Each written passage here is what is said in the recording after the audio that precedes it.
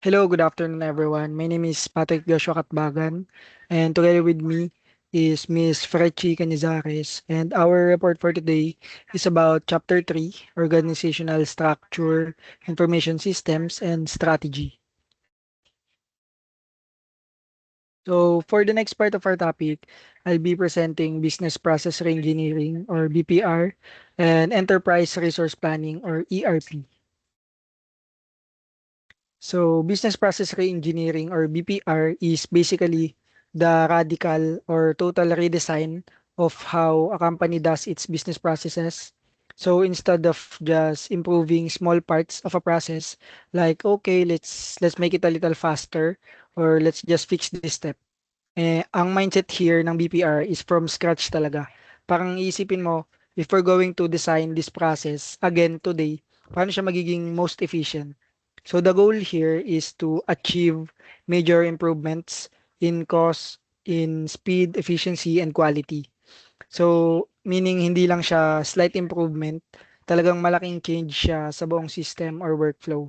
So for example, sa HR process, kung before, kapag nag apply yung mga candidates, manual lahat, printed resume, paper-based approvals, multiple signatures, and minsan inaabot ng days or weeks bago matapos.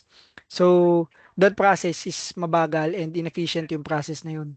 Pero with BPR, they will redesign yung buong process and instead of manual, gagamit na ng online application system, automatic filtering ng applicants, and digital approval workflows. So from days, pwede siya maging hours na lang or even minutes in some steps. So in short, BPR is all about breaking the old process and building a better, faster, and more efficient system from the ground up. And usually, information systems ang main tool para magawa siya successfully. So next one is the role of IS in BPR. So now, a very important part of BPR is the role of information systems. Kasi without technology or systems, mahirap talaga i-rebuild yung processes in a modern and efficient way.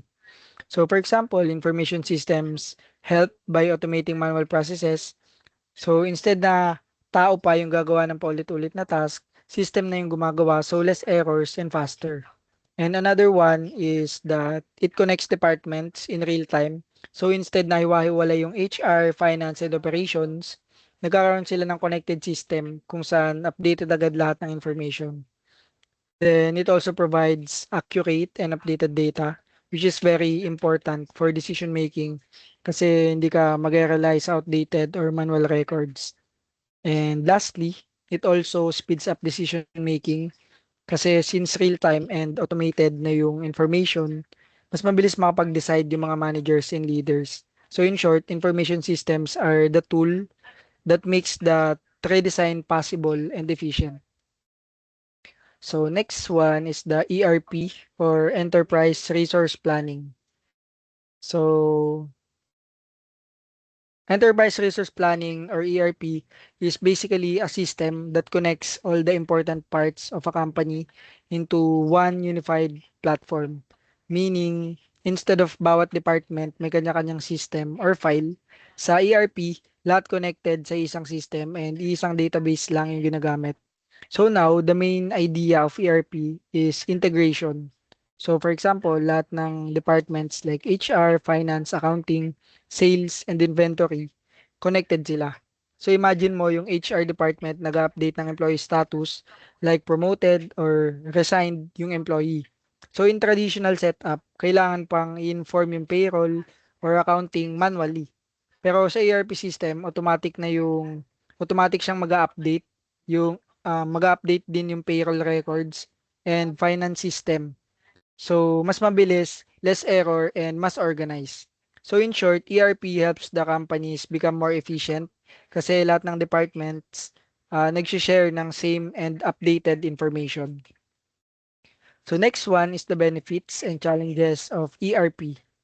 So, one of the biggest benefits of ERP is the real-time data sharing. So, meaning hindi na kailangan maghintay or mag-follow up pa because everything is updated instantly. And dahil accurate and updated lagi yung data, it leads to better accuracy and faster decision making.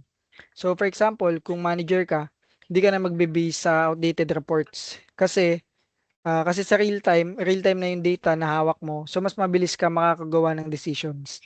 However, kahit maganda yung ERP, of course, may challenges din siya. So first one is the high cost. Kasi syempre, expensive talaga mag-implement ng ERP system, especially for big companies. Second one is complex implementation. Hindi siya basta-basta ini-install lang because it takes time, it takes planning, and proper system setup bago siya gumana properly. Third one is the employee resistance. Minsan, yung employees hindi agad comfortable sa bagong system kasi nasanay sila sa old ways or manual process. So, may adjustment period talaga. And lastly, it requires training. Syempre, kailangan din ng training yung employees para magamit nila ng maayos yung system or otherwise, hindi rin siya magiging effective. So, nag-prepare po kami ng case study, two case study for BPR and ERP. So for our case study here, this is for Ford Motor Company, which is a good example of business process reengineering or BPR. So before, si Ford had a very traditional and manual accounts payable process.